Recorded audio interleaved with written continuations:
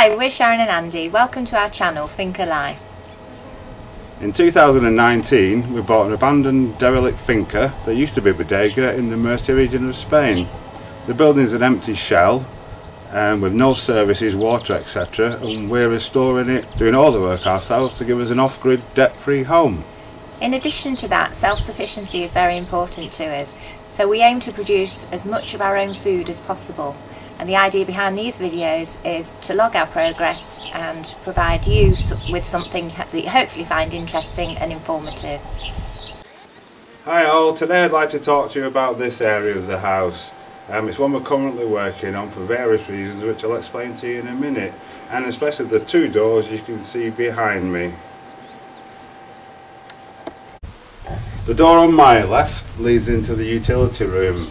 As we mentioned before, we are going to be living in the apartment upstairs, but it's very small, and we're going to put down here, we're going to be using this room, we're going to have a washing machine, fridge, freezer in it, etc., that sort of thing. So it had a really tiny door on it, probably about that big, probably not even that tall. So we've actually put a French door on it. This door on the right leads into the snug. It's a very small room, leads off the kitchen, and we're actually going to make this into a window about that high to make the room more usable, so we don't have to leave enough access for another door. And one door into the back side of the house is more than adequate. Okay, so we've actually got two doors on here. One is an external door shutter. This serves two purposes. We realise that we're having a French door, we're in the middle of nowhere and it could be vulnerable. So it acts as a security door, and it also acts to keep the hot sun out in the summer. This area here, as you can see right now, it's, what time is it? Just before midday.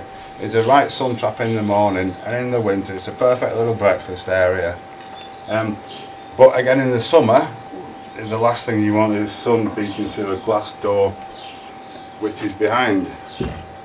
We made this bifold so we can pin it back and it doesn't take up so much room and block off, you know, too much light and too much area.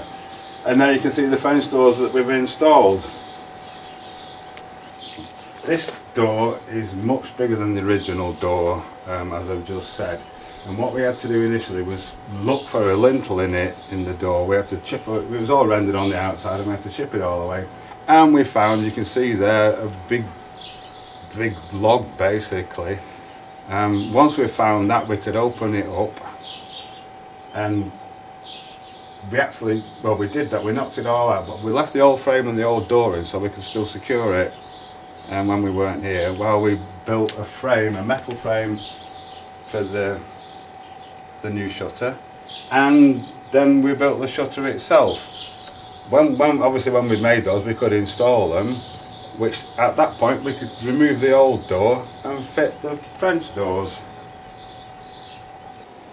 When we took out the old frame, this wall basically here completely, there wasn't anything there, it was just basically straw and dirt. So we put a little concrete plinth in the bottom and we rebuilt all this.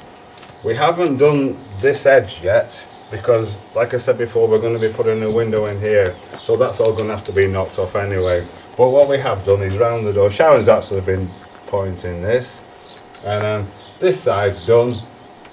This side, as you can see, needs to be done, and above the door we've just started on this bit here.